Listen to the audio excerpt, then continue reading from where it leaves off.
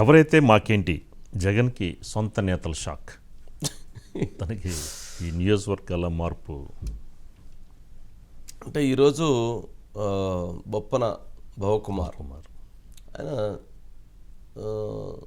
వైఎస్ఆర్సీపీ పార్టీలో క్రియాశీలకంగా పనిచేశాడు. కృష్ణా జిల్లా రాజకీయాల్లో క్రియాశీలకమైనటువంటి వ్యక్తి, మంచి వ్యక్తిగా పేరుంది బొప్పన భవకుమార్. ఆ విజువల్స్ తీసుకోండి. అతన్ని ఈరోజు కేసినేని చిన్ని ఆయన వచ్చిన తర్వాత ఆయన్ని పార్టీలోకి మొత్తానికి వాళ్ళు లోకేష్ గారి సమక్షంలో ఆయన కల్పించారు. రేపు పార్థసారథి గారితో పాటు ఆయన కూడా పార్టీలో తెలుగుదేశం పార్టీలో చేరబోతున్నాడు. ఆయనతో పాటు మిగతా కార్పొరేటర్స్ లీడర్స్ కూడా ఎవరో కొంతమంది జాయిన్ అయ్యారు. సరే ఏదన్నా కానీ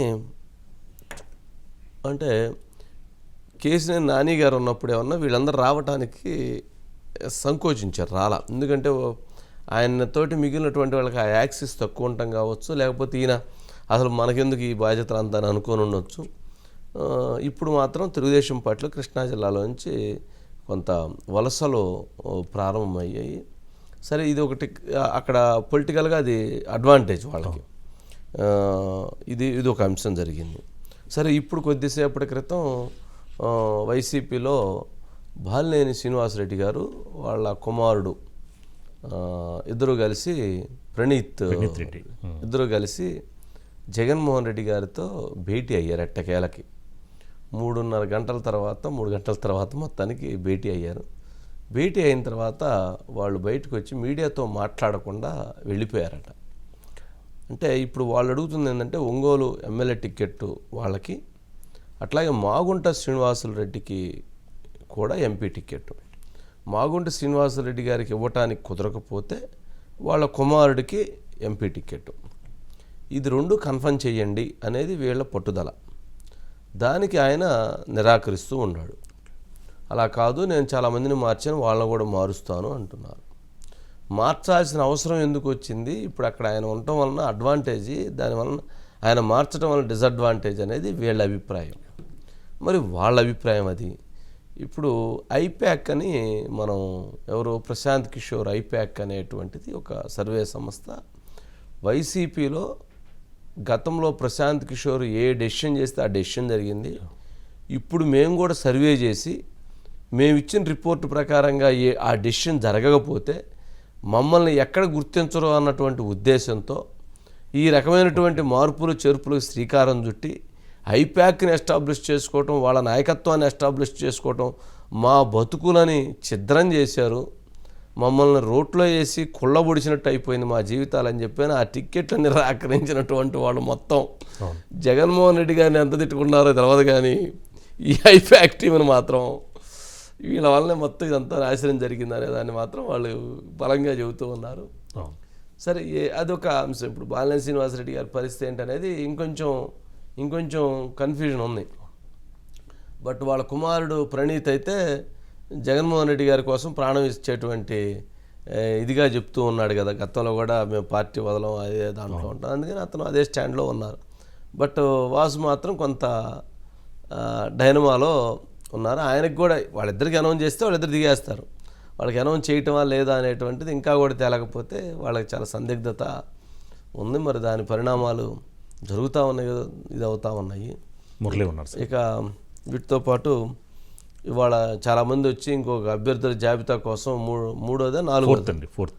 ఫోర్త్ జాబితా కోసం వెయిటింగ్లో ఉన్నట్లున్నారు. మరి కాసేపట్లో వచ్చిద్దని, రేపు వచ్చిద్దని చెప్తూ ఉన్నారు. సరే మురళి ఏంటి మొత్తానికి సొంత నేతలకే షాకుల మీద షాకులు అవుతూ ఉన్నాయి. ఇటువైపులు పార్టీ వీడుతూ ఉన్నారు. ఏంటి అసలు?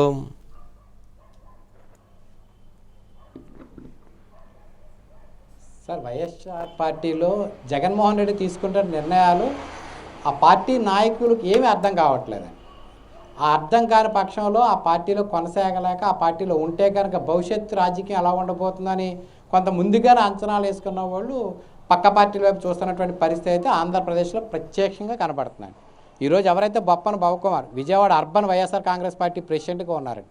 2019లో ఈస్ట్ కాన్స్టిట్యున్సీని పోటీ చేసి ఉన్నారు. వైఎస్ఆర్ కాంగ్రెస్ పార్టీ పాదయాత్రలో అప్పట్లో ఎంతోమంది నాయకులు లేనప్పుడు భవకుమార్ చాలా కీలకంగా పనిచేసినటువంటి నేత అండి. కానీ ఈ రోజు వరకు కూడా పార్టీ ఆయన సేవలను గుర్తించలేదు.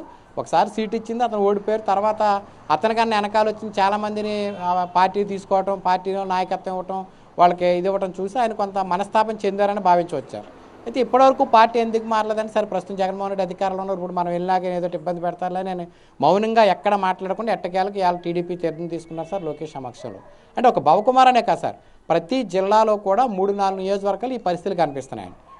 విజయవాడ ఈస్ట్ పక్కనే పెనమలూరు నియోజకవర్గం అండి. పార్థసారథి గతంలో కాంగ్రెస్లో మంత్రిగా పనిచేశారు, సీనియర్ రాజకీయ నాయకుడు.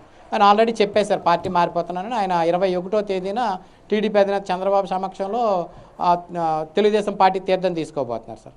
అంటే ఈ పరంపర రక్షణ నిధి, తిరువూరు రక్షణ నిధి కూడా దాదాపుగా కూడా తీవ్రమైనటువంటి అసంతృప్తితో ఉన్నారండి. ఆయన పార్టీ మారరా అని చెప్పలేం, కానీ ప్రస్తుతానికైతే ఆయన అసంతృప్తితో ఉన్నారు. అంటే ఇలా చూస్తే కనుక ఒక కృష్ణా జిల్లాలోనే మీకు 3 కనపడుతున్నారు సార్. ఇంకా ఉండుండొచ్చు, అయితే ఇప్పుడు 3 కనపడుతున్నారు. ఉదయభాను గారికి స్థానం ఎక్కడో తెలియక ఉదయభాను గారి పేరు కూడా ప్రచారం జరిగింది, అయితే మనకు ఖండించారండి. సో ఇలాగా అటు పక్కకి వెళ్తే గుంటూరు జిల్లాలో కూడా జరిగినాయండి ఆల్రెడీ. అంటే ఏమీ లేదండి, జగన్మోహన్ రెడ్డి గారు ఆలోచన విధానం ఏంటనేది ఎవ్వరికీ అర్థం కావట్లేదు. సరే ఈ రకమైన ఇటు తూర్పుకి వెళ్దాం అన్నారు కాబట్టి అందరూ తూర్పుకి వెళ్దాం అనుకుంటా లేదండి. ఆయన సడన్గా యూటర్న్ తీసుకుని మళ్ళీ పడమటికి వెళ్తున్నారు. అలాగా అర్థం కాక వీళ్ళు ఏం చేయాలో తెలియక వీళ్ళ రాజకీయ భవిష్యత్తును దృష్టిలో పెట్టుకుని వీళ్ళ ముందుకు వెళ్ళిపోతున్నారు. వీళ్ళకు ఉన్నటువంటి అనుభవాన్ని లేదా వాళ్ళకున్న పరిచయాలను ఉపయోగించుకుని పార్టీలు మారిపోతున్నటువంటి పరిస్థితి అండి. ఇప్పుడు దగ్గర 3 జాబితాలు విడుదలైనాయి. 3 జాబితాలు 59 మందికి స్థానచలనం జరిగిందండి. ఆ 59 మందిలో దగ్గర 20 మంది సిట్టింగ్లకు అసలు అవకాశం లేదండి, వేరే చోటకి ఇవ్వాలి, ఇన్ఛార్జీలో ఖాళీగా పెట్టేశారండి. గుడివాడ అమర్నాథ్ గారి కానీ చూసుకుంటే కనుక పార్థసారథి ఇలా చాలామంది ఉన్నారండి. వాళ్ళందరూ కూడా దగ్గర 20 మంది వరకు కూడా వాళ్ళకి అవకాశం లేకుండా అయిపోయిందండి. ఇవాళ 4వ జాబితా 7గురితో 4వ జాబితా ఇస్తారన్నారు. ఇప్పటివరకు జాబితా రాలేదండి.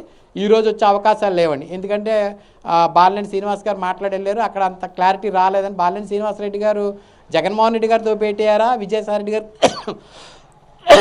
అంటే ఇప్పుడు అందుతున్న సమాచారం ఎందుకంటే అక్కడ కనుక ఫలితాలు ఇచ్చుంటారు ఖచ్చితంగా మీడియాతో మాట్లాడేవారు. మురళి అంటే అసలు అంటే ఇంతకుముందు మనకు కలిశారనే సమాచారం వచ్చింది, కానీ ఇప్పుడు జగన్మోహన్ రెడ్డి గారితో కలవలేదు.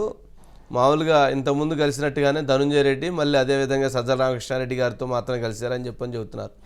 అసలు విచిత్రం అండి, ఒక ఐఏఎస్ ఆఫీసర్కి ఆయన పొలిటికల్ ఎమ్మెల్యేల టికెట్లు వ్యవహారం ఫైనల్ పంచాయతీ ఏందండి. ఏ పద్ధతి పాడు లేకుండా ఏం చెప్తారు కొద్దిగన్నా. సరే సజ్జల రామకృష్ణారెడ్డి గారు అంటే ఆయన ఈజ్ అడ్వైజర్ కాబట్టి పొలిటికల్గా ఉన్నాడు, ఆయన ఓకే హ్యాండిల్ చేయొచ్చు. లిమిటేషన్ ఉంటుంది, వెనక ఉండి చేయటం వేరు, ఫ్రంట్కి వచ్చి చేయటం వేరు. టికెట్ కూర్చొని నీ టికెట్ ఉండదు, నీ టికెట్ ఉండిద్దని చెప్తే అది అలా. గతంలో ఇట్లా పొలిటికల్గా ఇన్వాల్వ్ అయ్యారని చెప్పని ఆ రోజు ఏబి వెంకటేశ్వరరావు గారి పైన వైఎస్ఆర్సీపీ పార్టీ వాళ్ళు విపరీతమైనటువంటి దాడి చేశారు.